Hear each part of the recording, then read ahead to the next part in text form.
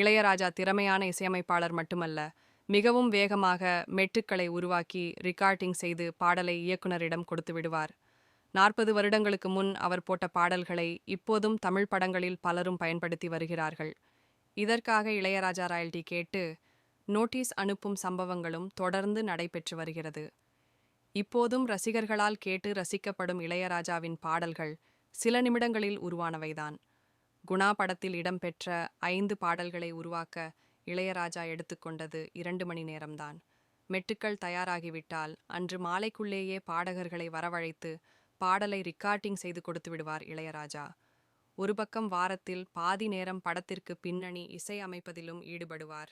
அதனால்தான் இசையமைக்க துவங்கி 4 வருடங்களில் 100 படங்களுக்கு இசையமைத்து முடித்திருந்தார் இளையராஜா. அடுத்த 10 வருடங்களில் 500 படங்களுக்கு இசையமைத்திருந்தார். உலகில் எந்த இசையமைப்பாளரும் இவ்வளவு வேகமாக படங்களுக்கு இசையமைத்தது இல்லை.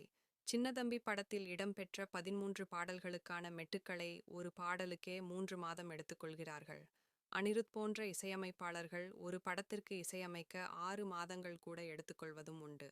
அதன்பின் பின்னணி இசை பல நாட்கள் நடக்கும். இதுபோக யுவன் சங்கர் ராஜா போன்ற இசையமைப்பாளர்கள் துபாயில் உள்ள 7 நட்சத்திர ஹோட்டலில் சூட் ரூம் போட்டு கொடுங்கள், அங்கே கம்போசிங் செய்வோம் எனவும் சொல்கிறார்கள். ஆனால் இளையராஜா தனது வீட்டிலும் பிரசாத் ஸ்டுடியோவிலும் தான் அவ்வளவு பாடல்களையும் உருவாக்கினர். அவரைப் போல ஒரு இசையமைப்பாளரை இனி உலகம் பார்க்க வாய்ப்பில்லை என்றே சொல்லலாம். இந்நிலையில் இளையராஜாவுக்கு போட்டியாக வந்த ஏ.ஆர். ரஹ்மான் இளையராஜாவை மறைமுகமாக சீண்டியிருக்கிறார். சமீபத்தில் ஊடகம் ஒன்றுக்கு அவர் அளித்த பேட்டியில், இவ்வளவு மணி நேரத்தில் பாட்டு போட்டு விடுவேன் என சொல்வதற்கு அது என்ன பந்தயமா? என்னிடம் எவ்வளவு நாட்கள் ஆகும் என கேட்டால் 6 மாதங்களாகும், இல்லனா 3 மாதங்களாகும் என சொல்லிவிடுவேன் என சொல்லியிருக்கிறார். மேலும் நீ தபேலா, நீ கீபோர்டு என சொல்லி கம்போஸ் பண்ணா அது ஒரு பேட்டர்னா இருக்கும், நான் அப்படியெல்லாம் பண்ண மாட்டேன் என சொல்லியிருக்கிறார்.